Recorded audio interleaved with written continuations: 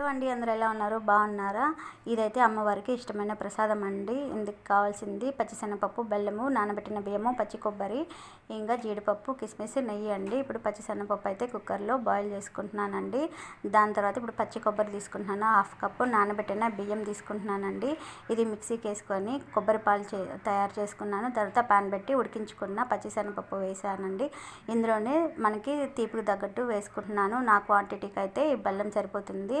మీరు ఎక్కువ తీసుకుంటే బెల్లం కూడా ఎక్కువే తీసుకోవాలి. దాని తర్వాత నేను చేసి పెట్టుకున్న కొబ్బరి పాలు అయితే వేస్తున్నాను. ఇది థిక్గా అవుతుందండి, ఎందుకంటే మనం నానబెట్టిన బియ్యం వేసాం కదా, అందువల్ల థిక్ అవుతుంది.